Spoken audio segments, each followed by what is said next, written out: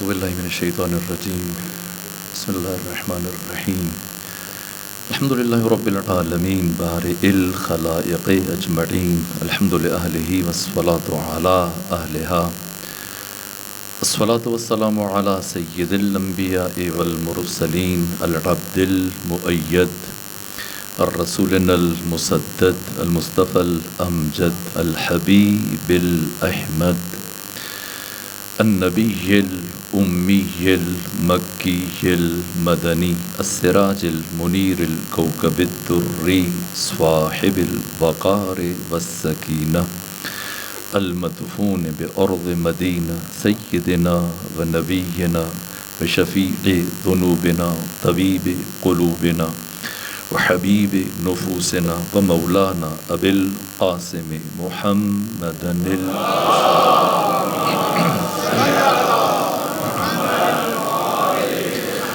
وأهل بيته الأطيبين الأطهرين الأنجبين المأسومين المظلومين ولعنة الله على أعدائهم ومنكري فضائلهم وغاصبي حقوقهم من جوم عداوتهم إلى الآن ومن الآن إلى قيام يوم الدين وبعد يوم الدين. أما بعد فقد قال حق سبحانه وتعالى في القرآن.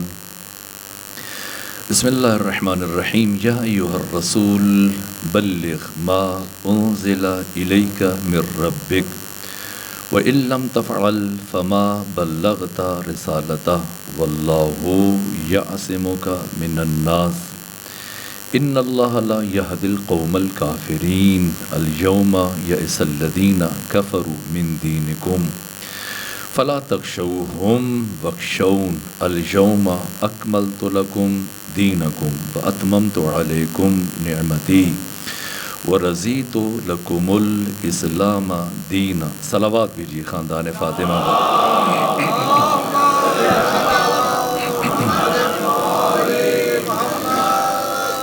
عید اللہ الاکبر، عید غدیر، عید سعید، عید مباہلہ کی مناسبت سے جو اہتمام کیا سید بزرگوار نے اور آپ سب مومنین تشریف لائے، آقا امام زمانہ کی بارگاہ میں اور آپ سب مومنین کی خدمت میں مبارکباد عرض کرتا ہوں.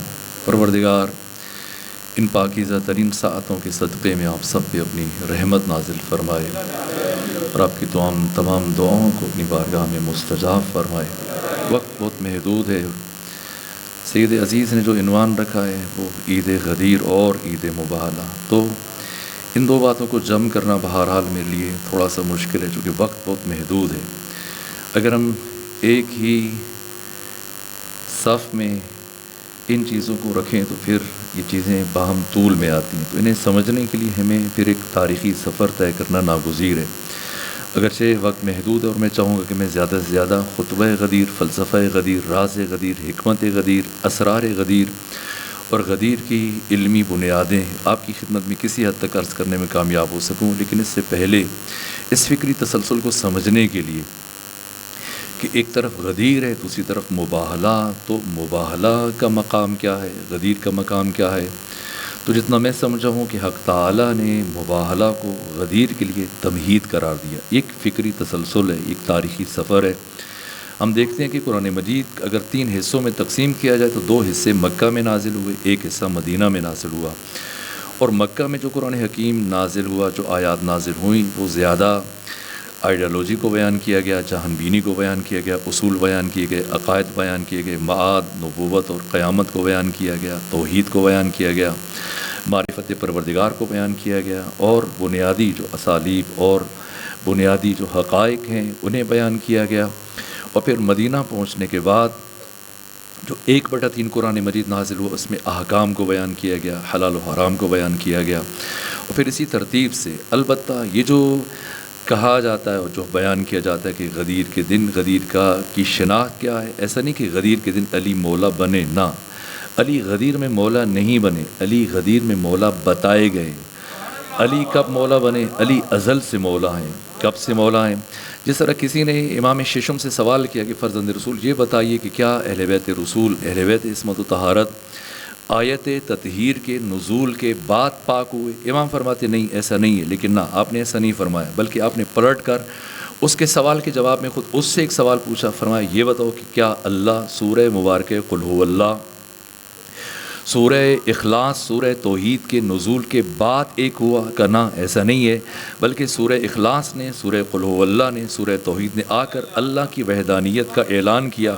فرمایا اسی طرح سے اہل بیت عصمت و طہارت ازل سے پاک ہیں، آیت تطہیر نے آ کر ان کی طہارت کا اعلان کیا۔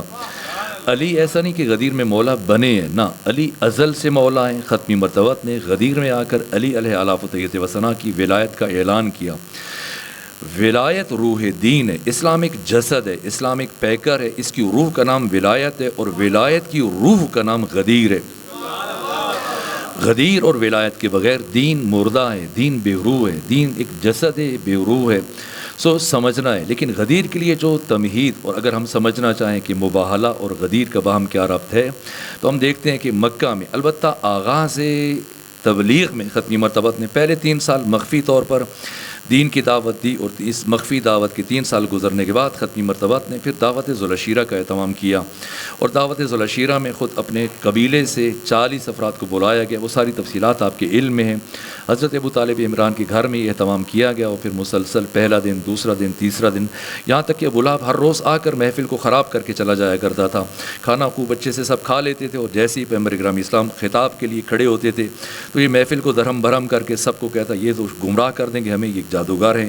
چونکہ اگرچہ مخفی طور پر ان 3 سالوں میں اسلام کی دعوت دی گئی، لیکن یہ بات آہستہ آہستہ پھیلنا شروع ہوئی، جس کے نتیجے میں ایسی صورتحال بنی کہ خود ابو لہب اور ان بہت سارے افراد کو اندازہ تھا کہ کیا ہونے جا رہا ہے، اس لیے کھانے کے لیے آ گئے۔ یہ تجسس بھی تھا، لیکن دوسرے مرحلے میں جیسے ہی پیغمبر اسلام خطاب کے لیے اٹھے، پہلے دن، دوسرے دن، حتیٰ تیسرے دن بھی جب اس نے چاہا کہ محفل کو خراب کرے، تو ایسے میں حضرت ابو طالب عمران پہلے سے اسی مقام پر تشریف فرما تھے، اور جیسے ہی ابو لہب اٹھنے لگا تو آپ نے ابو لہب کو گریبان سے پکڑا اور اپنے بازوؤں کی طاقت سے نیچے بٹھایا، اور بٹھانے کے بعد فرمایا کہ اب تو ابو طالب اس وقت تک تجھے اس جگہ سے ہلنے نہیں دے گا جب تک کہ میرا بھتیجا محمد مصطفیٰ اپنا خطاب مکمل نہ کر لیں۔ اور اس کے بعد اگرچہ پورا زور لگایا، عمر میں کم تھا ابو لہب، جناب حضرت ابو طالب کی عمر مبارک 80 سال کے قریب ہے، اور اس بڑھاپے میں یہ قوت ہے جو خود علی ابن ابی طالب جیسے شجاع کا بھی باپ ہو، ابو طالب عمران برابر اپنے بازوؤں کی طاقت سے اس طرح سے بیٹھے، اور پھر پسینے آپ کے چہرے سے پسینہ گر رہا ہے، غصے سے آپ کے چہرے کا رنگ سرخ ہے، اور ابو لہب پورا زور صرف کرنے کے بڑا قوی الجثہ تھا، طویل القامت تھا، اس کے باوجود اپنا سارا زور صرف کرنے کے باوجود جب نہ اٹھ سکا، تو ایسے میں ختمی مرتبت نے جب اس کو کچھ دیر بٹھائے رکھا، پھر ختمی مرتبت کے چہرے کی طرف دیکھا اور بالکل انداز بدل گیا۔ ابھی غصے میں تھے، غیظ و غضب کے لہجے میں، انداز میں، چہرہ سرخ اور پسینے کے قطرے آپ کے چہرے سے گر رہے ہیں، لیکن جب جیسے ہی پیغمبر گرامی اسلام کی طرف دیکھا، کمال عطوفت سے، کمال محبت سے ان لفظوں کے ساتھ ختمی مرتبہ سے بات کی، قم یا سیدی و مولا، یا اے میرے سید، اے میرے سردار، آپ کھڑے ہو جائیے، فتکلم مما تحب، جو جی میں آئے کہیے، وبلغ رسالت ربک، اپنے رب کی رسالت کی تبلیغ کیجیے۔ غدیر میں علی کے مولا ہونے کا اعلان کیا گیا، اس سے پہلے خود پیغمبر گرامی اسلام کے مولا ہونے کا اعلان کیا گیا، اور ولایت کے سفر کا نقطہ آغاز بارگاہ حضرت ابو طالب عمران ہے۔ آپ نے بتایا کہ مقام عظمہ ولایت کیا ہے اور کس انداز میں۔ صلوات بھیجیے خاندان فاطمہ پر۔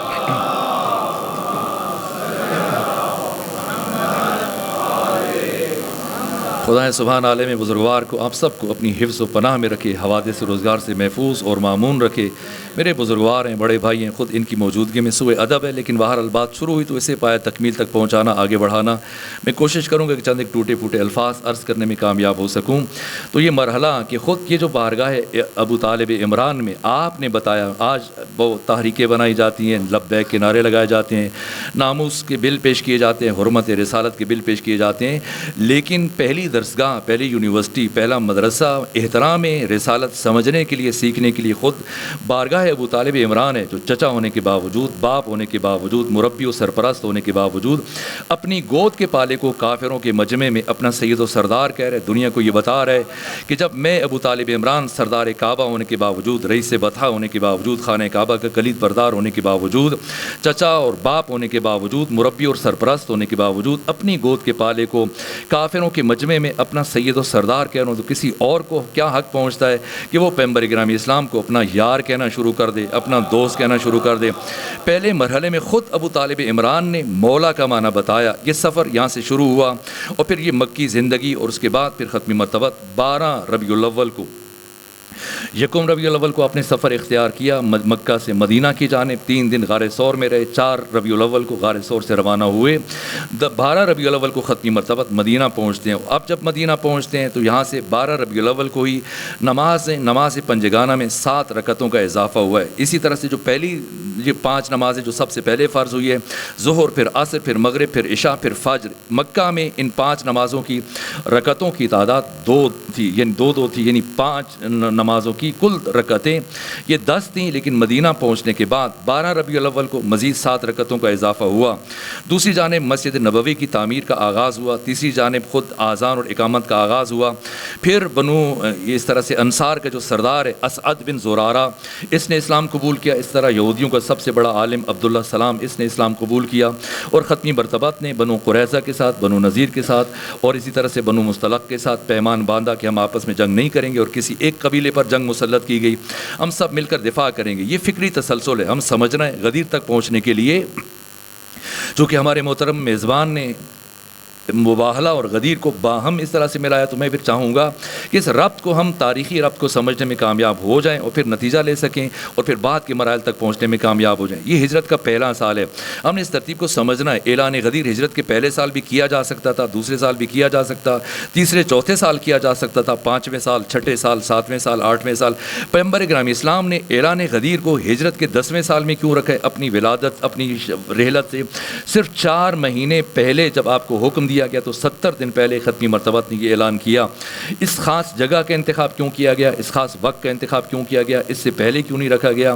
راز کیا ہے؟ یہ ترتیب کیا ہے کہ پہلے سال میں، اب ہم ان احکامات کو دیکھیں گے کہ پہلے سال میں 7 رکعتوں کا اضافہ ہوا، اسی طرح سے پھر دوسرے سال میں یکم محرم کو زکوٰۃ فرض ہوئی ہے۔ مکہ میں زکوٰۃ فرض نہیں تھی، ہجرت کے پہلے سال زکوٰۃ فرض نہیں تھی، ہجرت کے دوسرے سال یکم محرم کو زکوٰۃ فرض کی گئی۔ اسی طرح سے اسی ہجرت کے دوسرے سال 24 رجب کو روزہ فرض کیا گیا، وجوب روزہ کا اعلان کیا گیا۔ اسی طرح سے پھر 24 رجب کو، اور پھر باقی بھی بہت سارے امور طے پاتے ہیں۔ یہاں یہ ہجرت کا دوسرا سال ہے کہ ام المومنین عائشہ کے ساتھ پیغمبر گرامی اسلام نے ہجرت کے پہلے سال میں عقد کیا۔ جب آپ مدینہ سے چلے تو اس وقت ہجرت کے وقت ختمی مرتبت کی عمر مبارک 52 سال 11 مہینے 13 دن، یعنی 53 سال مکمل ہونے میں سے 17 دن کم تھے، اور اب آپ جو 53 برس کی عمر میں، اور ختمی مرتبت کا یہ پہلا عقد ہوتا ہے۔ اور ہجرت کے دوسرے سال میں مولا متقیان سیدہ زہرا سلام اللہ علیہ کا عقد ہوا، اور پھر یہ مراحل اور پھر تغییر قبلہ 17 مہینے پہلے ختمی مرتبہ جب مکہ میں تھے تو آپ خانہ کعبہ کی طرف رخ کر کے نماز پڑھتے تھے،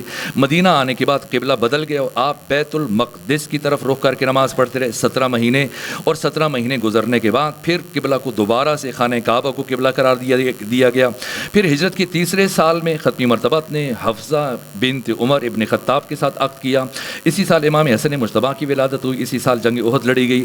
تو ہجرت کا جو دوسرا سال ہے اس میں زکوٰۃ فرض ہوتی ہے، اس میں اسی طرح سے روزہ فرض ہوتا ہے، اور اسی میں جہاد کو فرض کیا گیا، اسی میں جنگ بدر لڑی گئی۔ اور ہجرت کے چوتھے سال میں پھر سید الشہداء حسین ابن علی علیہ فتحۃ و ثنا آپ کی ولادت ہوتی ہے۔ جناب ام سلمہ کے ساتھ ختمی مرتبت نے عقد کیا ہجرت کے چوتھے سال۔ اسی سال میں ختمی مرتبت نے شراب کو حرام قرار دیا اور بہت ساری چیزوں کو حرام قرار دیا گیا، بہت ساری چیزوں کو واجب قرار دیا گیا۔ پھر ہجرت کا 5واں سال ہے جس میں حجاب کو فرض کیا گیا اور بہت سارے اہم مراحل ہیں۔ پھر ہجرت کے 6ٹھے سال میں، اب آپ دیکھیے ہجرت کے 6ٹھے سال میں آ کے حج کو فرض کیا گیا ہے۔ پہلے 5 سالوں میں حج فرض نہیں تھا، ہجرت کے 6ٹھے سال میں حج فرض ہوا ہے۔ پھر اسی سال میں صلح حدیبیہ کا مرحلہ طے پایا، اور ہجرت کے 7ویں سال میں ختمی مرتبت نے جنگ خیبر میں آپ کو کامیابی ملی ہے۔ 24 رجب کو جنگ خیبر فتح ہوا، اور 24 رجب کو ہی جناب حضرت جعفر طیار 15 سال حبشہ میں گزارنے کے بعد آتے ہیں اور اسی خیبر کے مقام پر ختمی مرتبت کے ساتھ ملاقات کرتے ہیں۔ پیغمبر فرماتے ہیں کہ کس چیز کی زیادہ خوشی منائی جائے، جعفر طیار کے 15 سال کی جدائی کے بعد دوبارہ پلٹنے پر یا جنگ خیبر کی کامیابی پر؟ تو یہ فتح جنگ خیبر ہے۔ اس کے علاوہ اور بہت سارے اہم ترین مراحل اس میں پیش آئے، اور پھر ہجرت کے 8ویں سال میں، یہ ہجرت کے 6ٹھے سال حج فرض ہوا ہے، ہجرت کے 7ویں سال جنگ خیبر خیبر فتح ہوئی اور اب ہجرت کے 8ویں سال میں فتح مکہ ہوا ہے. جب مکہ فتح ہوا تو کیا پیغمبر گرامی اسلام اس سے پہلے تو چلیں حج کے لیے نہیں جا سکتے تھے. جب حج کے لیے گئے تھے 7 ہجری میں تو پھر روک دیا گیا تھا اور پھر یہ مرحلہ پیش آیا, صلح حدیبیہ کا مرحلہ پیش آیا. تو جب 8 ہجری میں مکہ فتح ہو گیا اور حج واجب ہو چکا تو ختمی مرتبت نے حج کیوں نہیں کیا؟ 8 میں نہیں کیا تو پیغمبر گرامی اسلام 9 میں حج کر لیتے, 9 ہجری میں حج کر لیتے. نہ 8 ہجری میں حج کیا, نہ 9 ہجری میں حج کیا, بلکہ ختمی مرتبت نے 10 ہجری میں چل کے اپنی رحلت کے آخری سال میں حج کیا. کیوں؟ اس بات کو سمجھنا ہے, اس ربط کو سمجھنا ہے تاکہ وہ تاریخی فکری تسلسل اس کو درک کرنے میں کامیاب ہو جائیں. 10 ہجری میں ختمی مرتبت نے حج کیا. 9 ہجری میں ختمی مرتبت نے جو مراحل پیش آئے ان میں سے ایک غزوہ تبوک ہے. غزوہ تبوک کی اہمیت کو سمجھنا ہے. اس کے علاوہ جو دوسرا مرحلہ ہے خود مباہلہ کا مرحلہ, مباہلہ 9 ہجری میں ہوا, غدیر 10 ہجری میں ہوا ہے. تو مباہلہ کو غدیر کے لیے تمہید قرار دیا گیا. ایک جانب یہ غزوہ تبوک ہے, دوسری جانب تبلیغ سورہ مبارکہ برات ہے. یہ تینوں اہم ترین کام, اور بہت کچھ ہوا لیکن میں خلاصہ کر رہا ہوں, جلدی جلدی ان مطالب کو بیان کر رہا ہوں تاکہ ہم اس نتیجے کو حاصل کرنے میں کامیاب ہو جائیں. تو یہ 3 اہم ترین کام, ایک غزوہ تبوک, دوسرے تبلیغ سورہ برات. سورہ برات کی تبلیغ کے لیے کسے بھیجا گیا؟ عتیق. پہلے نام عتیق تھا, پیغمبر نے بدل کے عبداللہ رکھ دیا. عبداللہ بن عثمان بن عامر المعروف ابو بکر ابن ابو قحافہ. ختمی مرتبت نے پہلے سورہ برات کی آیات کی تبلیغ کے لیے بھیجا کہ یہ آیات لے جائیے اور اعلان کیجیے مزدلفہ میں, مشعر الحرام میں, منی میں, عرفات میں, مکہ میں حج کے موقع پر یہ اعلان کیجئے کہ صرف 4 مہینے کی مہلت ہے, اس کے بعد کوئی مشرک خانہ کعبہ کے اندر نہیں آ سکتا, کسی کو حج کی اجازت نہیں ہے. چونکہ وہ جب حج کے لیے آتے تھے تو اس کے بعد یہ نظر ہوتی تھی, یہ طے ہوتا تھا, قانون تھا مکہ میں, ہر مرد ہر خاتون طواف کے بعد اپنا احرام اس طرح سے وہ صدقہ کر دیتے تھے اور پھر خواتین مرد برہنہ ہو کر, اور بہت ساری چیزیں, 4 چیزوں کو حرام قرار دیا گیا. ان کی نسبت اعلان کرنے کے لیے جب پہلے اس فرد کو بھیجا گیا تو پھر فوراً ختمی مرتبت پر وہی نازل ہوئی کہ یا خود جائیں یا اسے بھیجیں جو آپ کی جان ہے, آپ کا نفس ہے. تو ختمی مرتبت نے مولا متقیان علی ابن ابی طالب علیہ الاف تحیید و ثنا کا خطاب کیا, اور مولا متقیان جب وہ فرد مکہ سے قریب تر تھا تو آپ پہنچے, اور جب استفسار کیا گیا کہ آپ کیوں آئے تو کہا کہ پیغمبر نے فرمایا کہ ان آیات کی تبلیغ آپ نے کرنی ہے, لہٰذا اب آپ کی مرضی ہے کہ آپ میرے ساتھ مکہ چلے جائیں یا واپس مدینہ چاہتے ہیں تو بھی آپ صاحب اختیار ہیں. اس فرد نے کہا کہ نہیں, میں آپ کے ہمراہ مکہ نہیں جاؤں گا, اور بادل ناخواستہ وہاں سے رنجور ہو کر وہ فرد مدینہ کی طرف واپس لوٹ آیا. یہاں پر مولا متقیان نے اکیلے 2 سے 3 افراد آپ کے ساتھ ہیں, جناب حذیفہ یمانی ہیں, حضرت سلمان فارسی ہیں, حضرت ابو ذر ہیں, اور ان 3 افراد کے ہمراہ مولا متقیان نے مختلف مقامات پر ہزاروں افراد کے درمیان جہاں بھی بڑا اجتماع دیکھتے ہیں, مزدلفہ میں, مشعر الحرام میں, منی میں, عرفات میں, ہر مقام پر کھڑے ہو کر بار بار ان آیات کی تلاوت کرتے. اتنی دیر مسلسل ان آیات کی تلاوت کی کہ مولا متقیان کا گلا بیٹھ گیا, اور پھر جب آپ تھک جاتے تھے تو پھر جناب سلمان سے کہتے تھے, اسی طرح سے حذیفہ سے کہتے تھے, حضرت ابو ذر سے کہتے تھے. یوں ان ایام میں مسلسل, یہ بہت حساس موقع تھا. ظاہر ہے کہ سارے کے سارے مسلمان مدینہ میں, مکہ میں لوگوں کا اسلام مخفی ہے, زیادہ سے زیادہ 4 سے 5 ہزار مسلمان ہیں مکہ میں. ان حالات میں جہاں پر مشرکین کی اکثریت ہے مکہ کے اندر, ان حساس ترین مراحل میں خود وہ حضرت کی جان کو بھی خطرہ تھا, لیکن یہ خود شجاعت کا اظہار تھا, استقامت کا اظہار تھا. اور مولا متقیان نے جس جوان مردی کے ساتھ, کیوں آخر اگر علی ابن ابی طالب کو بھیجا جانا ضروری تھا پہلے مرحلے میں, آپ کو اس مرحلے کے لیے سورہ برات کی تبلیغ کے لیے, تو پہلے مرحلے میں آپ کو بھیج دیا جاتا, لیکن پہلے ایک فرد کو بھیجا جاتا ہے اور بعد میں اسے واپس بلا کے علی کو کیوں بھیجا جاتا ہے؟ انسانوں کو سمجھانے کے لیے, قیامت تک آنے والے باشعور انسانوں تک یہ پیغام منتقل کرنے کے لیے کہ جو فرد قرآن مجید کی چند آیات کی تبلیغ کی صلاحیت نہیں رکھتا, وہ پورے قرآن مجید کی تبلیغ کی صلاحیت کیوں کر رکھ سکتا ہے؟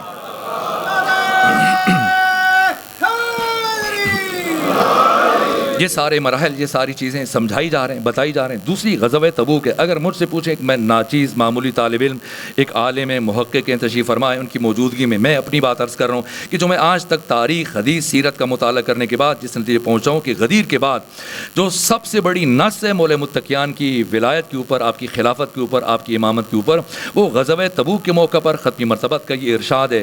غزوہ تبوک آپ جانتے ہیں, ختمی مرتبت نے کل اپنے 9 سالوں میں 83 جنگیں لڑی ہیں, اور ان 83 جنگوں 27 میں بنفس نفیس خود شرکت فرمائی ہے. باقی جنگوں میں آپ تشریف نہیں لے کر گئے, اور مولا متقیان ایک کے علاوہ باقی 82 جنگوں میں شریک رہے, اور جس ایک جنگ میں نہیں گئے یہ غزوہ تبوک ہے. غزوہ تبوک کے موقع پر چونکہ پہلی جتنی بھی جنگیں تھیں ساری علاقائی بنیادوں پر لڑی گئی ہیں, اطراف مدینہ میں, حتیٰ بہت دور چلے گئے تو مکہ سے قریب تر چلے گئے. لیکن غزوہ تبوک دنیا کی جو بڑی قوت ہے, جو 2 بڑی سپر پاورز تھیں, ایک ایران, دوسرے روم, تو روم کے ساتھ یہ جنگ تھی, اور اس جنگ کے لیے جو مشکلات تھیں, ایک تو 3 سال مسلسل قحط رہا, 3 سال بارشیں نہیں ہوئی تھیں, اور 3 سال قحط سالی کے بعد اس سال کھل کر بارشیں ہوئی تھیں. فصلیں بہترین تھیں، میوے لگے ہوئے تھے، پھل لگے ہوئے تھے، کھجوریں پکی ہوئی تھیں، باقی پھل، میوہ جات، گندم، ہر چیز آمادہ۔ اور پھر تیسرے مرحلے میں مسلمانوں کے پاس سواریوں کی تعداد بہت کم تھی، اور چوتھی جانب یہ سفر بہت طولانی تھا، یعنی 20 دن مسلسل ایک طرف کا یہ سفر۔ تو وہ جی چرا رہے تھے، لیکن بار بار قرآن حکیم کی آیات نازل ہوئیں اور اس فرد کو منافق قرار دیا گیا۔ قرآن حکیم نے بیان کیا کہ جو اس جنگ میں شرکت نہیں کرے گا، بادل ناخواستہ انصار مہاجرین کی اکثریت کو ختمی مرتبت کے ہمراہ جانا پڑا، اور یوں 30,000 افراد ختمی مرتبت کے ہمراہ چلے۔ لیکن اب جب کہ انصار مہاجرین کی بڑی تعداد ختمی مرتبت کے ساتھ روانہ ہو گئی، تو اب خطرہ تھا، اندیشہ تھا کہ مدینہ خالی ہو چکا ہے۔ انصار مہاجرین میں سے وہ بوڑھے افراد، ایسے معذور مسن افراد، جب بچے، خواتین، یہ باقی رہ گئے تھے، اور اب یہ ڈر تھا کہ مدینہ کے یہودی یا مشرکین یا منافقین یہ دوبارہ سے وہاں پر تخریب کر سکتے ہیں، دوبارہ سے مدینہ کو اپنے کنٹرول میں لے سکتے ہیں، اور مسلمانوں کی نوامیز، ختمی مرتبت کی ازواج، اصحاب کی بیویوں کو اپنی کنیز بنا سکتے ہیں، باندی بنا سکتے ہیں، بچوں کو اپنی غلامی میں لے کر اموال پر، زمینوں پر، گھروں پر، باغات پر، جائیدادوں پر، کھیتیوں پر قبضہ جمایا جا سکتا تھا۔ اس خوف کی فضا میں جب کہ بہت زیادہ دکھی و پریشان دل کے ساتھ یہ اصحاب مسلمان روانہ ہوئے، ان حالات میں وجود مبارک کی ختمی مرتبت نے، یہ پہلی جنگ ہے کہ جس میں مولا متقیان کو اپنے ہمراہ لے کر نہیں گئے اور آپ کو مدینہ میں چھوڑا کہ آپ نے مدینہ کی نگہداشت کرنی ہے، مسلمانوں کی نوامیز، مسلمانوں کے اموال، ان کی حفاظت کرنی ہے۔ ختمی مرتبت خود اس 30,000 کے لشکر کو، سپاہ کو لے کر روانہ ہو گئے، لیکن منافقین جو خوش تھے، اسی طرح سے مدینہ کے یہودی اور چند تعداد میں جو مشرکین تھے، یہ مطمئن تھے، خوش تھے کہ سب چلے گئے اور ہم اپنی اس منصوبے کو، سازشوں کو عملی جامہ پہنائیں گے۔ کہ ایسے میں جیسے انہیں پتہ چلا کہ علی ابن ابی طالب کو پیغمبر اسلام مدینہ میں چھوڑ گئے، تو ان کے تمام تر خوابوں پر، منصوبوں پر پانی پھر گیا، اور اب وہ مسلسل حضرت کو اذیت دینے کے لیے گلیوں میں آوازیں کستے تھے جہاں سے مولا متقیان گزرتے تھے کہ علی پیغمبر کے لیے بار خاطر بن گئے، آپ کے کندھوں پر بوجھ بن گئے۔ اس لیے پیغمبر اکرام اسلام سب کو لے کر گئے، لیکن علی ابن ابی طالب کو اپنے ہمراہ لے کر نہیں گئے۔ جس گلی سے گزرتے خواتین، اسی طرح سے بوڑھے، مسن افراد، بچے، یہ ان کو معمور کیا گیا آوازیں کستے، یہاں تک کہ بادل ناخواستہ مولا متقیان اتنے دکھی ہوئے کہ آپ نے گھوڑے کی زین کسی، اپنی سواری کو آمادہ کیا، سر پر دوڑاتے ہوئے ختمی مرتبت کا تعقب کیا، اور ایک مقام پر جب منتقل ہوئے پیغمبر سے ملے تو ختمی مرتبت نے پوچھا، علی میں آپ کو مدینہ چھوڑ کے آیا تھا، آپ کیوں یہاں میرے پاس آئے؟ تو ساری گفتگو کی، سارے حالات سے آگاہ کیا۔ تو یہاں پر ختمی مرتبت نے جملے ارشاد فرمائے جس کے لیے میں نے آپ کو زحمت دی، یہ سب تمہید ہے، اس کو سمجھنا ہے۔ غدیر ایک تسلسل ہے، اور پھر اس فکری تسلسل کو ہم سمجھیں گے تب اس نتیجے تک پہنچنے میں کامیاب ہو جائیں گے۔ یہاں ختمی مرتبت نے جملے ارشاد فرمائے، امام محمد بن اسماعیل بخاری نے صحیح بخاری میں، امام مسلم بن حجاج نے صحیح مسلم میں، اسی طرح سے علی متقی ہندی نے کنز العمال میں، امام احمد ابن حنبل نے اپنی مسند میں، امام شمس الدین ذہبی نے، اور امام ابن حجر ہیثمی المکی نے، امام ابن حجر اسقلانی، تمام بڑے بڑے محدثین نے ان کلمات کو ذکر کیا۔ لیکن اس حدیث کو کامل جس شخصیت نے بیان کیا ہے وہ صاحب مستدرک علی صحیحین امام حاکم نیشاپوری، جن کی وفات 405 ہجری میں ہوئی ہے، انہوں نے اس حدیث کو مکمل بیان کیا۔ یہ جو میری تحقیق ہے، جتنا میں سمجھاؤں، غدیر کے بعد، اعلان غدیر کے بعد جو مولا متقیان کی خلافت اور ولایت اور وصایت پر سب سے بڑی نص ہے، ناقابل تردید، وہ یہ کلمات ہیں۔ جیسے مولا متقیان پہنچے، ختمی مرتبت نے فرمایا، علی کیا آپ اس بات پر خوش نہیں ہیں، کیا آپ اس بات پر راضی نہیں ہیں کہ آپ کو مجھ سے وہی نسبت ہے جو ہارون کو موسیٰ سے؟ فرق ہے کہ میرے بعد کوئی نبی نہیں آئے گا۔ امام محمد بن اسماعیل بخاری نے، امام مسلم بن حجاج نے، علی متقی ہندی نے، امام احمد ابن حنبل نے، امام شمس الدین ذہبی نے، ابن حجر ہیثمی المکی نے، ابن حجر اسقلانی، سب نے یہاں تک لکھا ہے۔ لیکن خود جناب صاحب مستدرک علی صحیحین امام حاکم نیشاپوری نے اس حدیث کا تکملہ پیش کیا۔ اس کی وہی حیثیت ہے جو بخاری اور مسلم کی حیثیت ہے، اس لیے کہ جن 7 موازین پر امام محمد بن اسماعیل بخاری نے اور امام مسلم بن حجاج نے یہ 2 کتابیں مرتب کی ہیں، انہی اصولوں کی بنیاد پر خود امام حاکم نیشاپوری نے وہ جو احادیث ان معیارات پر پوری اترتی تھی، اور یہ 2 افراد ان کو چھوڑ گئے تھے، ان احادیث کو ذکر کیا۔ صلوات بھیجیے خاندان فاطمہ پر۔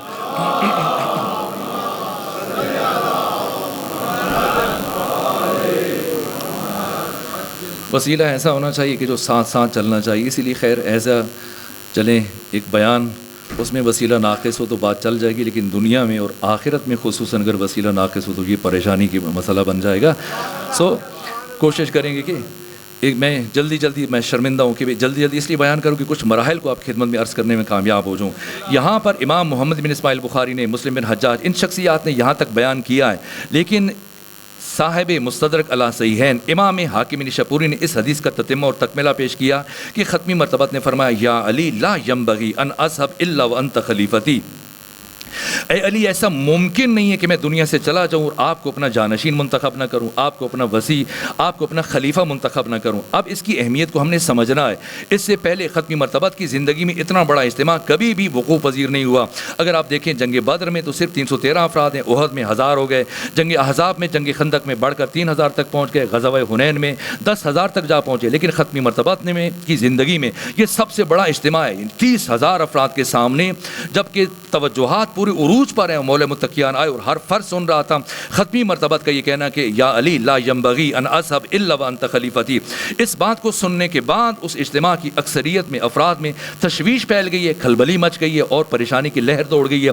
یہی وجہ ہے کہ بہت سارے افراد ٹولیوں کی شکل میں مسلسل چیمے گویاں کرتے ہوئے، منصوبے بناتے ہوئے یہ سارا سفر طے کیا۔ علی یہاں سے واپس مدینہ آ گئے، پیغمبر 30,000 کے لشکر کے ہمراہ اس جنگ کے لیے روانہ ہو گئے۔ اگرچہ پیغمبر کو پہلے سے پتا تھا کہ جھوٹی افواہیں، لیکن خود یہ حکمت الہیہ کا تقاضا تھا کہ پیغمبر گرامی اسلام تشریف لے کر جائیں۔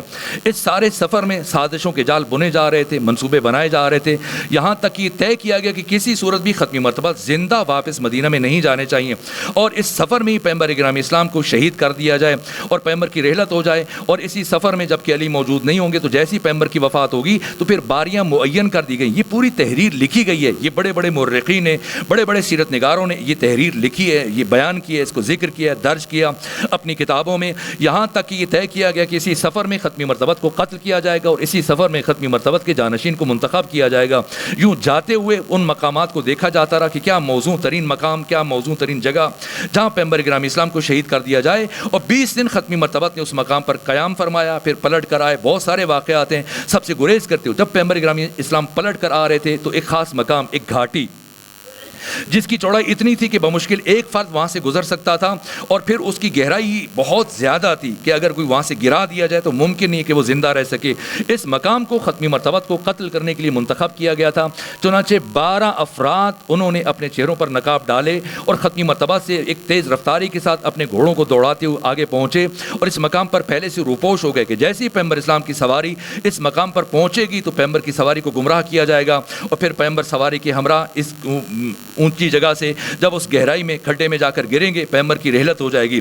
یہ افراد معمور تھے، اگرچہ کہ موسم ابرآلود نہیں تھا، بالکل صاف تھا، نہ کوئی آندھی تھی، نہ طوفان تھا، نہ بارش ہو رہی تھی، آسمان پر ستارے روشن تھے۔ یہ تمام مورخین نے لکھا اس کے باوجود جیسی ختمی مرتبت اس مقام سے قریب پہنچے تو پہلے سے آپ پر وحی نازل کر دی گئی، اور ختمی مرتبت نے حذیفہ یمانی اور جناب سلمان فارسی کو معمور کیا۔ ایک نے آپ کے اونٹ کی، آپ کے ناکہ کی لگام کو تھاما، ایک نے پیچھے سے ہانکنا شروع کیا، اور جیسے اس مقام پر پہنچے اور ابھی یہ افراد ابھر کر سامنے آئے تھے اور جیسی یہ آوازیں بلند کرنے لگے تو فوراً سے آسمان سے بجلی چمکی اور ہر ایک کے چہرے سے نقاب الٹا اور سب کے چہرے روشنی میں دیکھے گئے، اور ختمی مرتبت نے فرمایا حذیفہ پہچان لیجئے یہ فلاں ہے، یہ فلاں ہے، یہ فلاں ہے، یہ فلاں ہے۔ 12 افراد کے نام ختمی مرتبت نے اور جناب حذیفہ نے اچھی طرح سے حفظ کر لیے، اور اس کے بعد پھر بعد میں پیغمبر گرامی اسلام کی حتی رحلت کے بعد بھی جناب حذیفہ یمانی سے استفسار کرتے تھے بعض لوگ، اور انہی کو معیار قرار دیا جاتا تھا کہ مدینہ میں جب کوئی مرتا تھا تو دیکھا جاتا ہے جناب حذیفہ اس کے نماز جنازہ میں شریک ہوئے یا شریک نہیں ہوئے۔ اگر کسی کے نماز جنازہ میں جناب حذیفہ شریک نہیں ہوا کرتے تھے تو اسے منافق کنسیڈر کیا جاتا تھا، اور انہی میں سے ایک فرد وہ تھا جو زندگی بھر پوچھتا رہا جناب حذیفہ یمان سے کہ بتائیں کیا میرا نام بھی ان میں تھا یا نہیں تھا۔ بہت ساری کتابیں لکھی گئی اس فرد سے متعلق، ہزاروں کی تعداد میں، لیکن 4 لفظ جو مولا متقیان نے نہج البلاغہ کے تیسرے خطبے میں ارشاد فرمایا کہ یہ چموش ہے، یہ عجول ہے، یہ متلون ہے، یہ فوراً رنگ بدلتا ہے، یہ جلد باز ہے، یہ خشن ہے، چموش ہے، سخت گیر ہے۔ تو ان میں سے یہ کہ یہ عجول ہے، چوتھا جو لفظ استعمال کیا جلد باز ہے۔ تو یہ مسلسل جب بھی موقع ملتا، جب بھی حذیفہ یمان کے ساتھ سامنا ہوتا، یہ فرد استفسار کرتا بتاؤ کیا میرا نام بھی ان 12 میں سے تھا یا نہیں تھا۔ لیکن حذیفہ نے کبھی نہیں بتایا کہ میں ختمی مرتبت کے راز کو فاش نہیں کر سکتا، لیکن جہاں تک کہ ایک مرحلے پر اس شخص کا پیمانہ صبر لبریز ہوا، کہا حذیفہ آپ بتائیں یا نہ بتائیں مجھے پتا ہے کہ میرا نام بھی ان میں شامل تھا، کہ جب اب خود ہی آپ نے اپنا راز فاش کر دیا تو میں کیا کہہ سکتا ہوں۔ یہ مراحل ہیں، اور اس کے بعد پھر ایک فرد کا نام امام حسن مجتبیٰ نے حاکم شام کے دربار میں لیا کہ تمہارا باپ بھی ان میں شامل تھا۔ بہرحال یہ سمجھنا ہے یہ غزوہ تبوک ہے، جس کے بعد پھر برابر سازشوں کا ایک سلسلہ شروع ہوا، اور پھر اس کے بعد اب دیکھیے آخر میں 9 ہجری میں جو چیز پیش آئی ہے وہ مباہلہ چونکہ سید عزیز نے یہ دو چیزیں ایک ساتھ بیان کر دی تھی، اس لیے میرا مشکل تھا، ورنہ میں غدیر سے اپنی بات کا آغاز کرتا۔ تو پھر ان مراحل کو طے کرتے ہوئے آپ دیکھیے گا کہ مباہلہ کو غدیر کے لیے تمہید قرار دیا گیا۔ غدیر میں مباہلہ میں کیا ہوا؟ اگر مباہلہ کی روح کو دیکھیں تو مباہلہ میں ذات امیر المومنین علی ابن ابی طالب علیہ آلاف و تحید وسنا کو نفس نبی قرار دیا گیا۔ یہ غیر معمولی بات ہے، یہاں تک کہ امام اہل سنت صاحب تفسیر کبیر امام فخر الدین رازی، جن کی وفات 606 ہجری میں ہوئی، انہوں نے سورہ بارکہ آل عمران کی آیت نمبر 61 کے ذیل میں یہ جملہ تحریر کیا ہے، کہا کہ اللہ نے جتنے کمالات پیغمبر گرامی اسلام کو عطا کیے وہ سارے کے سارے کمالات اللہ نے علی ابن ابی طالب کو عطا کیے۔ اگر ہم یہ فرض کر لیں کہ پیغمبر گرامی اسلام کے کمالات میں سے ایک کمال ایسا ہے جو اللہ نے علی کو عطا نہیں کیا، تو آیت قرآن کی نفی ہو جائے گی، اس لیے کہ ایک آیت پر اگر آپ انکار کریں گے یہ پورے قرآن مجید کے انکار کے مترادف ہو جائے گا۔ تو انفسنا کا لفظ بتا رہا ہے کہ علی نفس نبی ہیں، علی روح نبی ہیں، علی جان نبی ہیں، تو یہ اس کو خود تمہید قرار دیا گیا۔ اب ہم دیکھتے ہیں کہ غدیر میں ختمی مرتبت نے کہاں سے اپنے خطبے کا آغاز کیا ہے۔ مولا کا معنی یہ ہے، مولا کا معنی وہ ہے، مولا کا معنی یار ہے، مولا کا معنی دوست ہے۔ ختمی مرتبت نے نہ مورخ کے سپرد کیا، نہ محدث کے، نہ ملا کے، نہ کسی اور فرد کے سپرد کیا کہ وہ آئے بتائے کہ مولا کا معنی کیا ہے۔ اگر مولا کا معنی دوست ہوتا، مولا کا معنی یار ہوتا، تو پھر حارث بن نعمان فاری کو ایسی کیا مشکل تھی؟ کیا وہ بلتی تھا، گلگتی تھا، پٹھان تھا، پختون تھا، پنجابی تھا، ہندوکو بولتا تھا، سرائکی بولتا تھا؟ اگر مولا کا معنی دوست ہوتا تو اسے کیوں موت پڑ گئی تھی؟ کیوں اس نے کہا کہ اے محمد مصطفیٰ، کیا یہ امر خدا کی طرف سے تھا یا نہیں تھا؟ یہ سمجھنا ہے مولا کا وہی معنی تھا جو حارث بن نعمان فاری سمجھا تھا۔ تو اس فکری تسلسل کو درک کرتے ہوئے اب ہم نے دیکھنا ہے کہ پہلے ختمی مرتبات نے خود مولا کا معنی پوچھا کہ الست اولا بکم منکم من انفسکم، کیا میں تمہاری جانوں پر، تمہارے نفسوں پر خود تم سے زیادہ حق کے تصرف نہیں رکھتا؟ قالوا اللہم بلا، جب سب نے اعتراف کیا ہاں یا رسول اللہ ایسا ہی ہے، تب آپ نے فرمایا کہ سنو ان اللہ مولا، یا اللہ میرا مولا ہے، وانا مولا المومنین، میں مومنین کا مولا ہوں، فمن کنت مولا فہذا علی مولا۔ اب مولا کا معنی بیان کیا، پہلے مولا کی ماہیت کو بیان کیا، مولا کی حقیقت کو بیان کیا، مولا کے مفہوم کو بیان کیا، پھر مولا کے مصداق کو بیان کیا۔ صلوات بھیجیے خاندان فاطمہ پر۔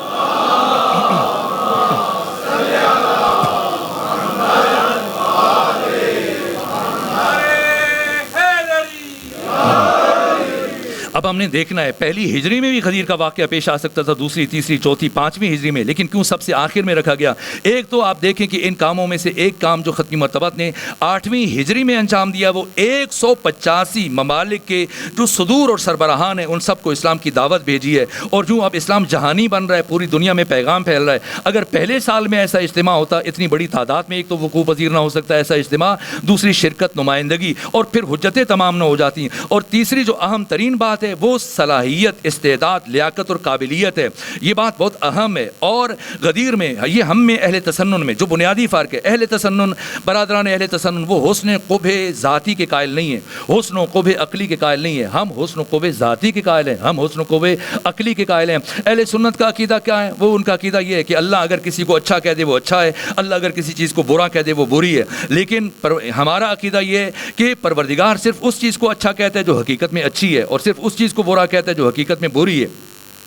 اس کو سمجھنا ہے کہ میدان خم غدیر میں جیسا کہ یعقوبی نے لکھا ہے، مسعودی نے لکھا ہے کہ کم ترین تعداد 1,20,000 ہے، ورنہ 1,24,000 بیان کی گئی ہے، 1,80,000 تک بیان کیا گیا۔ سوال یہ کہ ان میں سے عمار یاسر کو کیوں منتخب نہیں کیا گیا، ابو ذر کو کیوں نہیں پسند کیا گیا، مقداد بن اسود جن سے متعلق ختمی مرتبت نے فرمایا کہ میرے مقداد کی حیثیت میرے تمام صحابہ میں وہی ہے جو حروف تہجی کے درمیان الف کی ہوتی ہے، یہ غیر معمولی شخصیت ہے۔ عمار یاسر کو ختمی مرتبت نے معیار حق و باطل قرار دیا۔ جنگ صفین میں کہا کہ یا عمار تقتل کل فئۃ الباغیہ، اتنی بڑی شخصیت کہ جن کی شہادت کے بعد جنگ صفین میں دشمن کے لشکر میں کھلبلی مچ گئی۔ ابو ذر سے متعلق فرمایا زمین نے کسی کو اپنے پروں کے اوپر اٹھایا نہیں، آسمان نے کسی کے اوپر سایہ کیا نہیں۔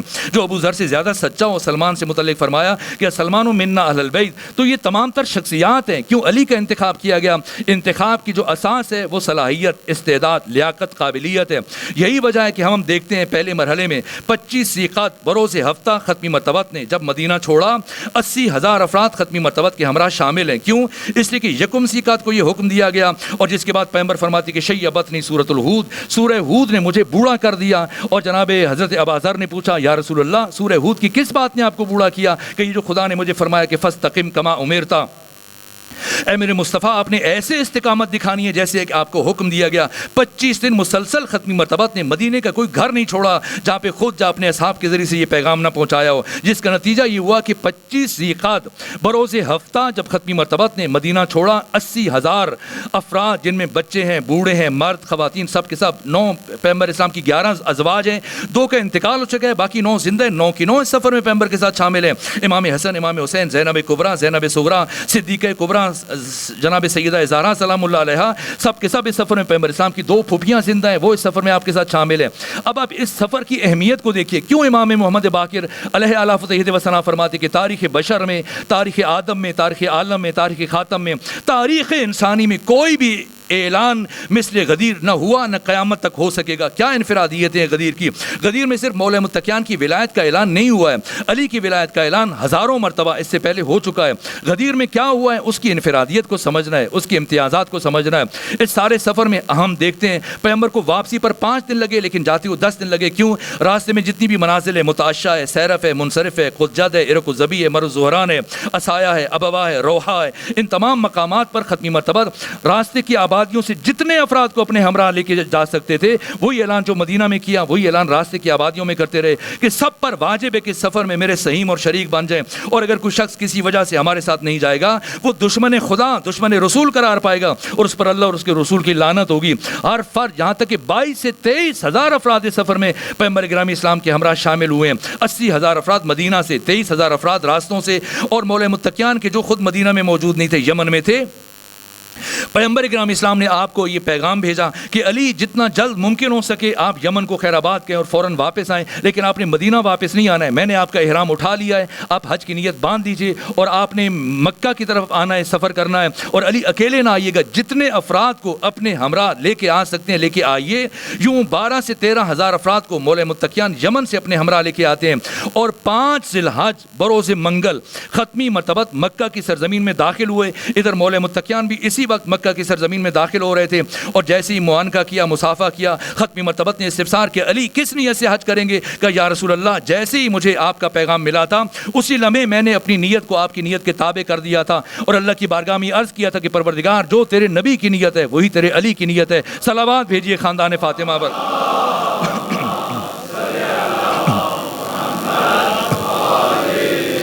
اور پھر 10 دن ختمی مرتبت نے مکہ رکنے کا اعلان فرمایا، اور اسی وقت اعلان کروا دیا جس دن پہنچے تھے 5 ذی الحج کو کہ 16 ذی الحج کی صبح میں ہمارا کاروان یہاں سے خاص مقام کی طرف بڑھے گا، اور جتنے افراد مکہ میں مسلمان موجود ہیں سب پر واجب ہے کہ اس سفر میں میرے سہیم اور شریک بن جائیں، اور اگر کوئی شخص کسی بھی وجہ سے ہمارے ساتھ شامل نہ ہوا وہ دشمن خدا، دشمن رسول قرار پائے گا، اور اس پر اللہ اور اس کے رسول کی لعنت ہوگی. یہ سب ہے، سب کی حصے کنجکاوی، تجسس پورے عروج پر ہے کہ آخر کیا وجہ ہے کہ ختمی مرتبت وہ اعلان مکہ میں نہیں کر رہے جبکہ سارے مسلمان جہاں پر اکٹھے ہیں. یہ تمام مقامات ہیں، عرفات میں کریں، مسجد الحرام میں کریں، خطبہ حج میں کریں. لیکن اگر ختمی مرتبت حج کے موقع پر یہ اعلان کرتے، آپ کے اعلان کو فرعی حیثیت دی جاتی، ضمنی حیثیت دی جاتی، غدیر کو حاشیے میں لے کے جایا جاتا.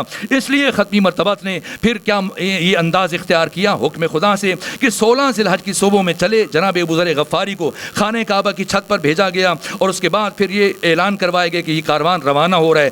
5,000 مسلمان جن کا تعلق مکہ سے تھا وہ بھی مجبور ہوئے کہ سفر میں ختمی مرتبت کے ہاں شامل ہوئے. یہاں تک کہ 18 ذی الحج جبکہ سورج طلوع کر چکا تھا، پیر کا دن، سوموار کا دن، یہ عظیم الشان کاروان یہ اس مقام پر میدان خم غدیر تک پہنچا ہے. میدان خم غدیر مجھے بھی جانے کا توفیق حاصل ہوئی ہے. آپ میں سے بھی بہت سارے افراد گئے ہوں گے، آگے بزرگوار بارہا حج کے لیے تشریف لے کے گئے. آپ نے دیکھا ہوگا جس طرح سے آپ کے راولپنڈی شہر میں اسٹیڈیم ہے، باقی دوسرے شہروں میں کراچی میں، لاہور میں، جس طرح سے اطراف میں فٹ بال کا میچ ہوتا ہے، اطراف میں سب لوگ بیٹھ کر وہ دیکھتے ہیں. آج بھی اگر آپ چلے جائیں غدیر کا بالکل، اور میں نے ایک ساتھی سے کہا کہ آپ ذرا فاصلے پہ کھڑے ہو جائیں، دیکھیے آپ چند افراد ہیں، 100 150 200 300، اس کے باوجود اس مختصر جمعیت تک اپنی آواز کو پہنچانے کے لیے میں اس وسیلے کا محتاج ہوں. اگر بجلی چلی جائے یا یہ وسیلہ خراب ہو جائے تو شاید اس آسانی سے میری بات آپ تک نہ پہنچ پائے. تو اب دیکھیے گا کہ کم سے کم 1.5 لاکھ افراد کا اجتماع ہے.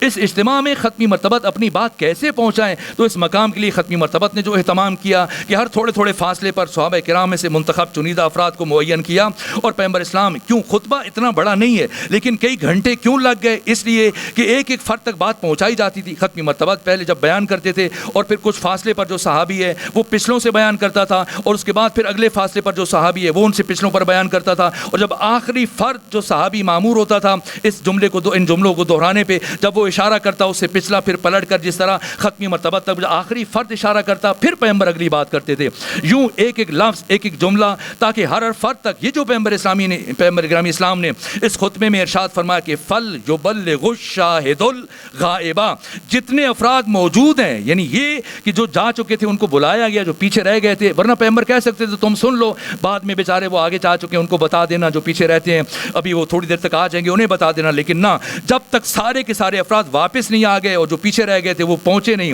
سب کا انتظار کیا گیا اور سب جب جمع ہو گئے تو اس کے باوجود ختمی مرتبہ نے فرمایا، یہ غدیر کے خطبے کی کلمات ہیں، فل یبلغ الشاہد الغائبہ، جتنے افراد موجود ہیں سب پر واجب ہے کہ وہ غائب تک پہنچائیں جو موجود نہیں ہے، والوالد الولدہ، ہر باپ پر واجب ہے کہ وہ اپنے بیٹے تک پہنچائے، کب تک؟ الی یوم القیامہ، قیامت کے دن تک واجب ہے، یہ پیغمبر گرامی اسلام نے فرمایا۔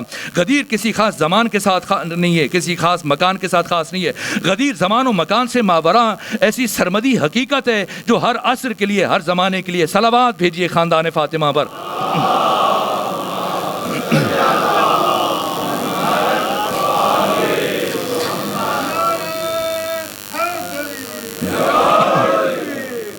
بروز پیر ختمی مرتبت 18 ذی الحج جب کہ آفتاب طلوع کر چکا تھا اس مقام پر پہنچتے ہیں، اور جب سب جمع ہو گئے تو جو میں عرض کر رہا تھا جس طرح سے آپ کے اسٹیڈیم ہے، مجھے بھی چند سال پہلے حج کے لیے جانے کی توفیق حاصل ہوئی، تو کافی جو میرے دوست تھے ان کو کافی فاصلے پر کہ کیا میری آواز آپ تک پہنچے گی، آپ کی آواز میں نے بھی سن رکھا تھا کہ یہاں پر اگر آپ کھڑے ہو جائیں تو دور تک آواز جاتی ہے، تو کافی دور کھڑے ہو کر جب بولتے تھے آرام سے، تو میں آرام سے ان کی بہت ہی ان کی واضح الفاظ میں ان کی آواز سنتا تھا، جب میں بولتا تھا تو وہ سنتے تھے، تو یہ وسائل نہیں تھے، یہ ذرائع نہیں تھے، اس کے باوجود وہ غدیر منتخب کیا گیا جو مقام۔ کیوں اس مقام کو منتخب کیا گیا؟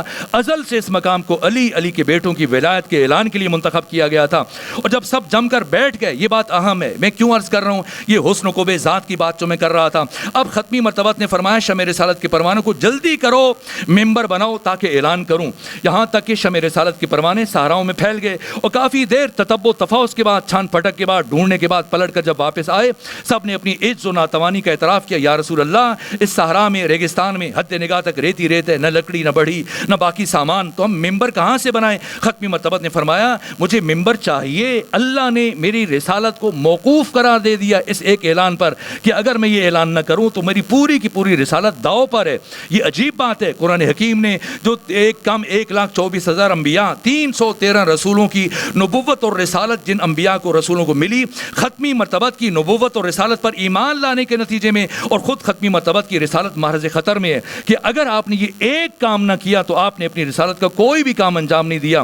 یہاں تک کہ علامہ جلال الدین سیوطی صاحب تفسیر در المنصور متوفہ 911 ہجری علوم قرآن پر مشتمل اپنی کتاب الاتقان میں یہ جملے لکھے ہیں کہ قرآن مجید کی واحد آیت ہے جو 3 مرتبہ نازل ہوئی ہے، یہ آیت بلغ ہے، یعنی پروردگار کو بھی تاخیر گوارا نہیں، پہلی دفعہ 10 ہجری یکم ذیقات کو، اور دوسری مرتبہ ختمی مرتبہ جیسی میدان خم غدیر پہنچے تو یہ آیت دوسری مرتبہ نازل ہوئی، یعنی اللہ کو تاخیر گوارا نہیں۔ اس کے باوجود ختمی مرتبہ نے فرمایا کہ جلدی کرو، ممبر بناؤ، اور شمع رسالت کے پروانے جب پھیل گئے صحراؤں میں، اور کافی دیر پلٹنے کے بعد، تلاش کرنے کے بعد جب پلٹ کر آئے تو سب نے اپنی عجز اور ناتوانی کا اعتراف کیا کہ یا رسول اللہ ممبر نہیں بنا سکتے، فرمایا مجھے ممبر چاہیے، اس لیے کہ جب تک ممبر نہیں بنے گا میں یہ اہم ترین اعلان نہیں کر سکتا جس پر اللہ نے میری رسالت، میری نبوت کو موقوف قرار دے دیا۔ بادل ناخواستہ شمع رسالت کے پروانے دوبارہ صحراؤں میں پھیل گئے، اور کافی دیر تتبع و تفحص کے بعد، چھان پھٹک کے بعد، تلاش کے بعد، ڈھونڈنے کے بعد جب لوٹ کر آئے، سب نے اپنے ہاتھ کھڑے کر دیے، اپنے عجز اور ناتوانی کا، اپنی بے بذاتی کا، کم مائگی کا، اپنی عاجزی کا اعتراف کیا، یا رسول اللہ یہ صحرا ہے، ریگستان ہے، حد نگاہ تک ریتی ریت ہے، ہم یہاں ممبر کہاں سے بنائیں؟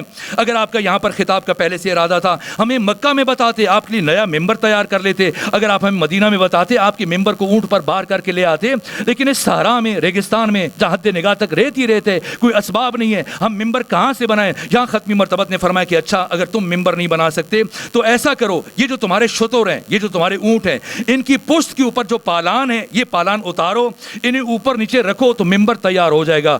جس شخص نے بنو امیہ کی شاہ پر تاریخ لکھی ہے، ابن خلدون، متعصب ترین مورخ ابن خلدون جیسے مورخ نے بھی لکھا ہے کہ پیغمبر ग्राम इस्लाम ने 9 पालान ऊपर नीचे रखे और मिंबर तैयार हुआ। इससे पहले कि मैं अर्ज़ करूं कि ख़त्मी मरतबत ने इस मिंबर पर क्या खुतबा इरशाद फरमाया, मैं रुक कर दस्ते अदब जोड़कर रूह रसूल से ये सवाल करता हूँ, या रसूल अल्लाह, आप अपने सहाबा को ये ताकीद फरमाया करते थे कि तुम दूसरों के लिए आसानियाँ पैदा करो, दूसरों के लिए मुश्किलात पैदा ना करो, तो क्यों इतनी देर तक शम्ए रिसालत के परवानों को इस चिलचिलाती धूप में आपने परेशान रखा कि नीचे से गर्म रेत? मैंने पढ़ा है कि सहाबा किराम, उनके पास जो आबा थी, कभी अपने सर पर रखते तमाज़त आफ्ताब और धूप से खुद को बचाने के लिए, लेकिन जब गर्म रेत सताती है चलते हुए पंखों के नीचे, जब कालीन के ऊपर बैठ कर गदीर की बातें सुनना और है, लेकिन उस चिलचिलाती धूप में और तपती हुई रेत के ऊपर उस जलते हुए सहरा में गदीर का ऐलान सुनना, ये बहुत मुश्किल मरहला था। तो कभी अबा अपने सर पे रखते, फिर कभी नीचे, फिर कभी ऊपर, एक एक लम्हा गुजारना मुश्किल था। तो मैं दस्ते अदब जोड़ के सवाल करता हूँ, या रसूल अल्लाह, कि आप इस कायनात की रऊफ़ तरीन करीम तरीन ज़ात है, रहमतुल लिल आलमीन है, हक़ ताला की रहमत का तजस्सुम है, अल्लाह के जमाल के मज़हर हैं।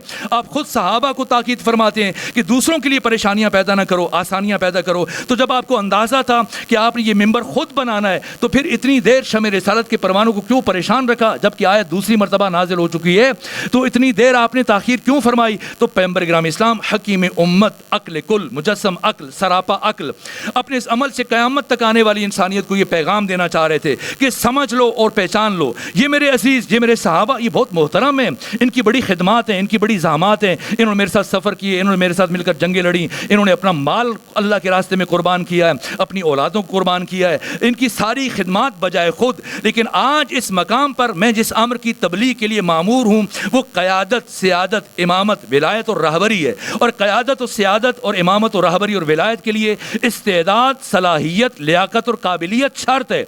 और ये बात अहम है, ये जो मैं कह रहा हूँ कि अली को क्यों मुंतखब किया गया, असास इस्तेदाद है, सलाहियत है, लियाकत है, काबिलियत है। क्यों 1.5 लाख अफराद में से मुंतखब किया गया, चुना गया? अगर इस बात को खोला जाए तो उसके लिए घंटों चाहिए, लेकिन मैं शर्मिंदा हूँ, इसीलिए जल्दी जल्दी बयान कर रहा हूँ कि कम वक्त में कुछ ज़्यादा मतलब आप तक पहुँचाने में कामयाब हो जाऊँ। सो ख़त्मी मरतबत ये बयान फरमाना चाह रहे हैं कि मयार क़यादत, मयार खिलाफत, मयार विलायत इस्तेदाद है, सलाहियत है, लियाकत और काबिलियत है।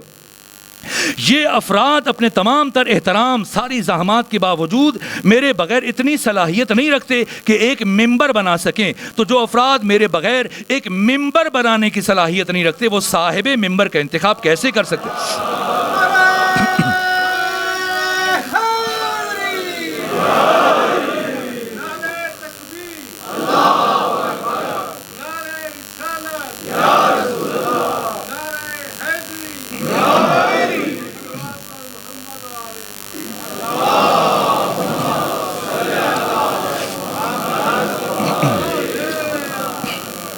बस चंद मिनट बाकी हैं, तो बस मैं अब चंद एक और नतीजे अर्ज़ करने की, ये समझाने के लिए कि जो अफराद मेरे बग़ैर एक मिंबर बनाने की सलाहियत नहीं रखते, वो साहिबे मिंबर का इंतखाब कैसे कर सकते हैं। इसलिए मिंबर भी मैं बनाऊँगा, साहिबे मिंबर का इंतखाब भी मैं करूँगा। और उसके बाद ख़त्मी मरतबत ने ऐलान किया, कुछ आयात गदीर से पहले नाजिल हुई, कुछ आयात गदीर के बाद नाजिल हुई। गदीर से पहले जो खुदा ने फरमाया कि या अय्युहर रसूल बल्लिग मा उनज़िला इलैका मिर रब्बिक, पहुँचाइए वो जो आपके रब की तरफ से आप पर नाजिल किया गया। व इल्लम तफ़अल फमा बल्लगता रिसालता, अगर आपने ये एक काम न किया तो आपने अपनी रिसालत का कोई भी काम अंजाम नहीं दिया। और उसके बाद परवरदिगार ने ज़मानत जारी फरमाई, वल्लाहु यासिमुका मिनन्नास, आप ये ऐलान करें और न डरें न घबराएं, अल्लाह आपको लोगों के शर से बचाएगा। मुझे बताइए, पैगंबर के सामने सारे हाजी थे, सारे सहाबी थे, सारे मुसलमान थे, कौन से शर का अंदेशा था जो अल्लाह ऐसी ज़मानत जारी कर रहा है? शर का अंदेशा तब था जब ख़त्मी मरतबत ने पहले मरहले में अपनी तालीमात, अपनी तबलीगात का ऐलान शुरू किया था।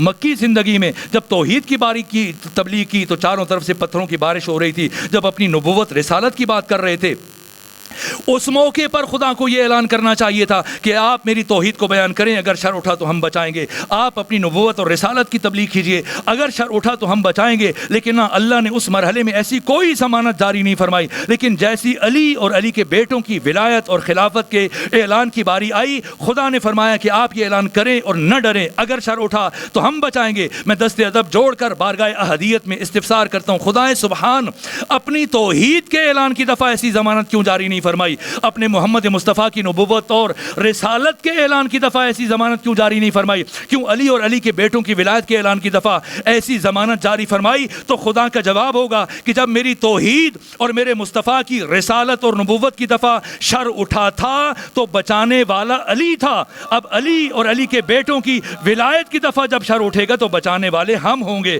صلوات بھیجیے خاندان فاطمہ پر۔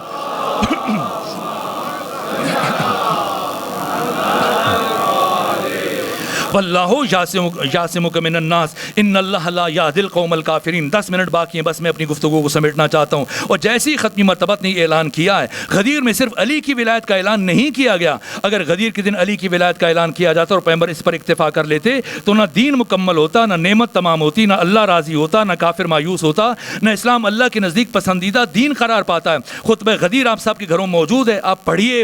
110 جملے خطبہ غدیر میں حق تعالیٰ کی حمد و ثنا سے متعلق ہیں، اور اس کے بعد 50 جملے آپ خود شمار کیجئے گا، گن لیجئے گا، مولا متقیان کی عظمت اور فضیلت اور آپ کے شرف اور آپ کے مقام اور آپ کی ولایت اور عظمت کو بیان کرنے کے لیے، اور اس کے بعد 20 جملے باقی ائمہ کے لیے ہیں، اور آخر میں 21 جملے یوسف زہرا منجی عالم بشریت امام زمانہ سے متعلق ہیں۔ اس لیے کافر مایوس ہوا کہ وہ یہ سوچ رہے تھے کہ پیغمبر بوڑھے ہیں، کچھ دنوں میں ان کا انتقال ہو جائے گا اور بعد میں خلافت ہمارے پاس آ جائے گی، اور اگر علی بنے تو بھی یا تو ہم علی کو راستے سے ہٹا دیں گے، اور اگر علی زندہ رہے 5 سال 10 سال 15 سال 20 سال حکومت کر لیں گے اور پلٹ کی بالآخر حکومت ہمارے پاس آ جائے گی۔ لیکن جیسی میدان خم غدیر میں پیغمبر اکرام اسلام نے علی کے بعد علی کے 11 بیٹوں کی قیادت، سیادت، امامت، ولایت، رہبری کا اعلان کیا، اب کافر مایوس ہوا۔ یہ خدا فرما رہا ہے الیوم یئس الذین کفروا، آج کے دن کافر مایوس ہوا، فلا تخشوہم، اب ان سے نہ ڈرنا، وخشون، مجھ سے ڈرنا، الیوم اکملت لکم دینکم، آج کے دن میں نے دین کو مکمل کر دیا۔ دین آج مکمل ہوا، کیوں مکمل ہوا؟ اس میں بھی علت و معلول کا رابطہ ہے۔ واتممت علیکم نعمتی، اس لیے کہ آج کے دن میں نے اپنی نعمت کو تمام کر دیا ہے۔ علی نعمت عظمی پروردگار ہیں، لیکن وجود نعمت منحصر در ذات علی ابن ابی طالب نہیں ہے، یہ بات سمجھنے کی ہے۔ اور خدا فرما رہے کہ میں نے غدیر کے دن اپنی ساری نعمتوں کو تمام کر دیا، یعنی علی سے لے کے مہدی تک۔ اگر میں اتممت کا معنی بیان کرنا چاہوں، پہلے نعمت کا معنی بیان کر دوں۔ نعمت سے مراد کیا ہے؟ 40 سوال منصور دوانکی کے دربار میں جب امام صادق سے پوچھے گئے، ابو حنیفہ نے استفسار کیے، امام نے 40 سوالوں کے جواب دیے، اور 2.5 سال گزرنے کے بعد جب نعمان بن ثابت ابو حنیفہ مدینہ میں امام صادق کے پاس آئے تو پلٹ کر امام نے بھی 40 سوال پوچھے، اور جو آخری سوال پوچھا تھا امام نے فرمایا کہ اے ابو حنیفہ بتائیے کہ قرآن مجید کی یہ جو آیت ہے ثم لتسألن یومئذ عن النعیم، کہ پھر قیامت کے دن ان سے نعمتوں سے متعلق سوال کیا جائے گا، ذرا مجھے بتائیے وہ کون سی نعمتیں ہیں؟ تو ابو حنیفہ کہنے لگے یہی جو ہم کھاتے ہیں، پیتے ہیں، پہنتے ہیں، استعمال کرتے ہیں۔ فرمایا کہ اگر یہ نعمتیں مراد ہیں، آپ کے ذام میں یہ نعمتیں مراد ہیں، تو یہ بتائیے کہ اگر کوئی شخص آپ کو اپنے گھر بلائے، کھانے پر دعوت دے، اچھا کھانا کھلائے، بہترین تحائف دے، مشروبات پیش کرے، اور بعد میں جب کہیں مل جائے لوگوں کے درمیان تو آپ سے پوچھنا شروع کر دے کہ بتائیں فلاں دن جب آپ میرے گھر میں آئے تھے میں نے آپ کو کھانے میں کیا دیا تھا، پینے میں کیا دیا تھا، پہننے میں تحائف کیا دیے تھے، تو آپ ایسے شخص کے بارے میں کیا رائے قائم کریں گے؟ کہا میں یہی سوچوں گا بہت کمزرف آدمی ہے، بہت کمینہ شخص ہے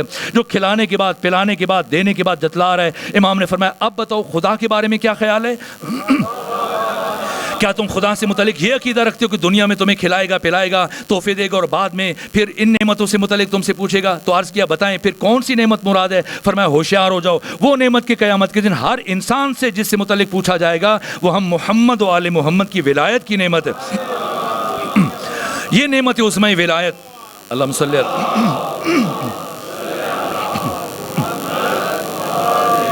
یہ نعمت عظمی ولایت پروردگار فرما رہے اتممت علیکم، میں نے غدیر کے دن تمام کر دی۔ تمام یعنی خلاص۔ اگر کوئی اس کا معنی میں بچوں تک پہنچانے کی کوشش کروں تو جیسے مثلا آپ میں سے جو افراد زیارات کے لیے جاتے ہیں، عراق میں چلے جائیں، ایران میں چلے جائیں، شام میں چلے جائیں، ہمارے یہاں پاکستان میں عام طور پر روٹیاں خواتین گھروں بناتی ہیں، لیکن عراق ایران میں وہ روٹی گھر میں مہنگی پڑتی ہے، چونکہ حکومت کی طرف سے سبسڈی ہے تو وہ پھر روٹی سستی پڑتی ہے اور آٹا خریدیں وہ مہنگا پڑے گا، تو سب لوگ پھر بازار سے خریدتے ہیں۔ مختلف قسم کی روٹیاں ہیں، نون سنگک ہے، نون لواش ہے، نون بربری ہے، کچھ پتھروں میں بناتے ہیں اور مشینوں بناتے ہیں۔ ایک طرف مردوں کی قطار لگ جاتی ہے، خواتین کی قطار لگ جاتی ہے۔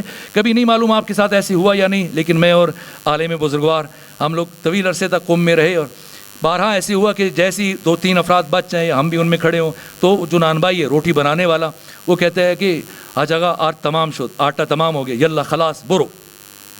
اب خدا حافظ، اب جائیے فردہ بیا، اب کل آئیے گا۔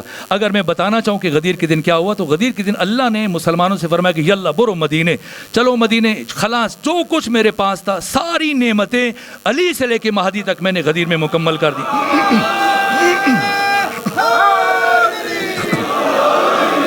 اتممت علیکم نعمتی ورضیت لکم الاسلام دینا۔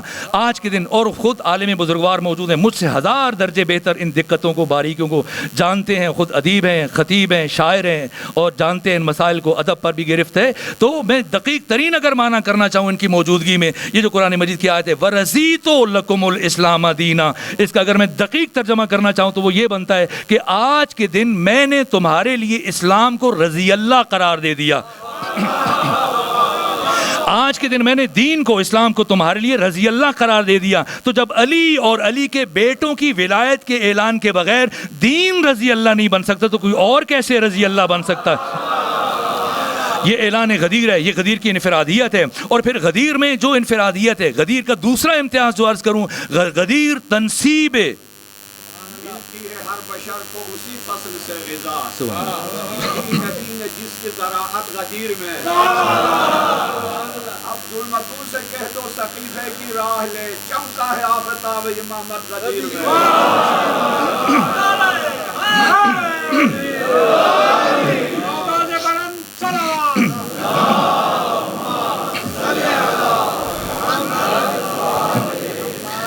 شاعر ہیں، عالم بھی ہیں، شاعر بھی ہیں، تو خود اپنا ہی شعر انہوں پڑھا۔ غدیر میں بھی یہ کام ہوا۔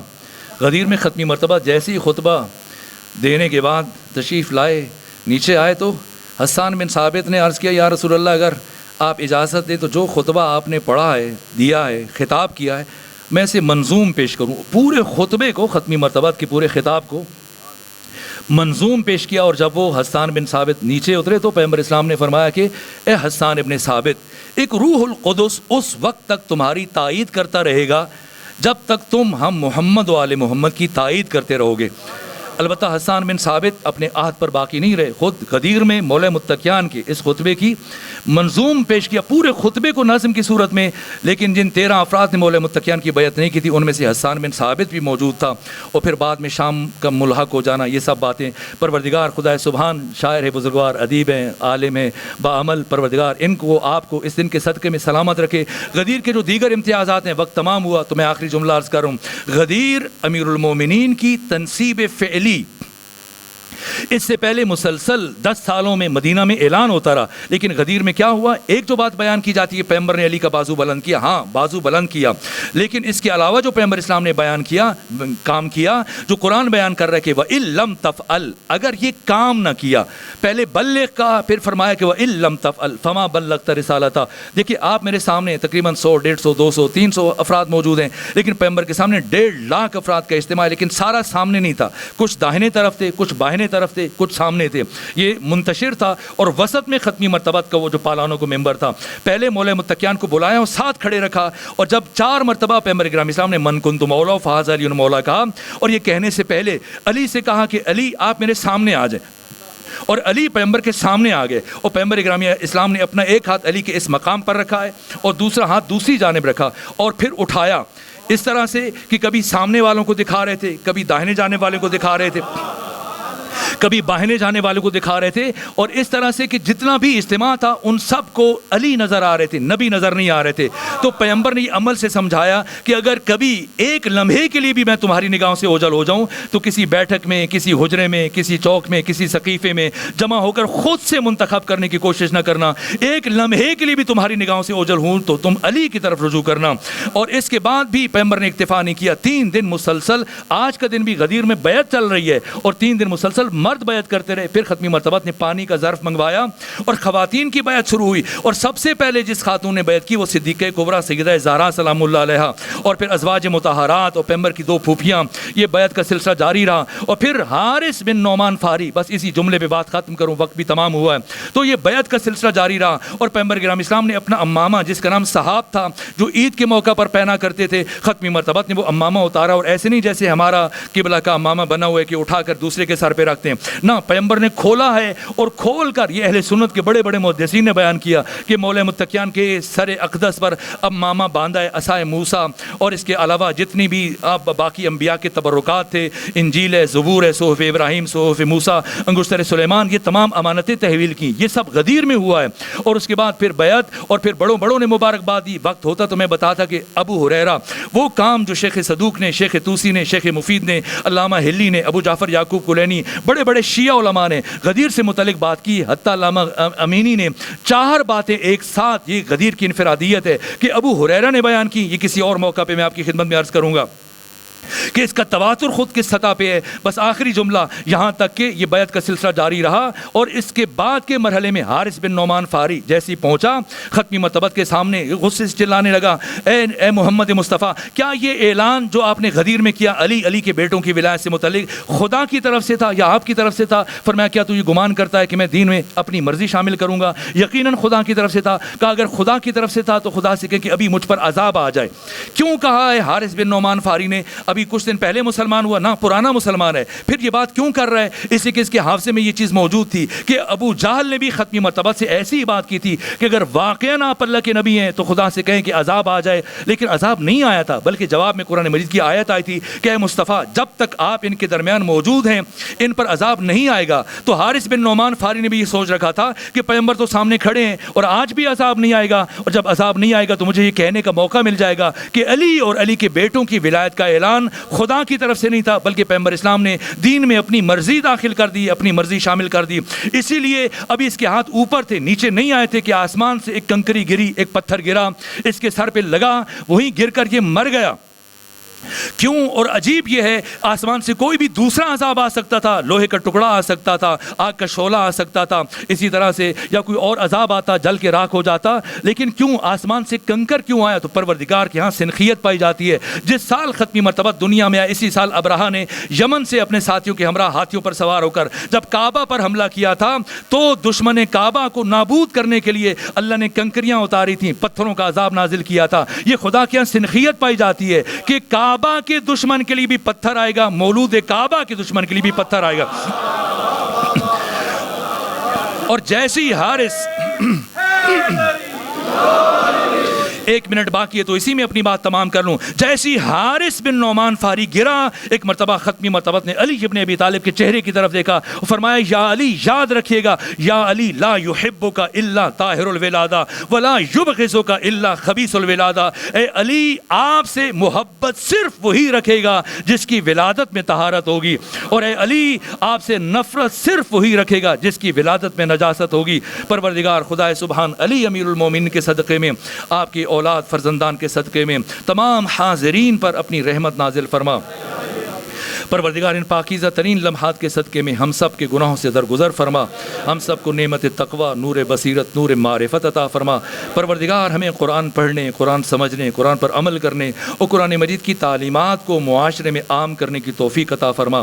جو بیمار ہیں انہیں شفا عطا فرما، جو پریشان حال ہیں ان کی پریشانیوں کو دور فرما، جو تنگ دست ہیں ان کی پریشانیوں کو دور فرما۔ پروردگار جو مومن اپنے دل میں کوئی حاجت لے کے آئے، دعا لے کے آئے، بحق کے امیر المومنین علیہ آلاف و تحید وسنا، ہر مومن کی ہر حاجت کو پورا فرما، ہر دعا کو مستجاب فرما۔ آقا امام زمانہ کے سپاہیوں کی حفاظت فرما۔ پروردگار ہمیں بھی آقا کا سپاہی بننے کی توفیق عطا فرما، راہبر شہید کے درجات کو بلند فرما، بحق محمد و آل محمد۔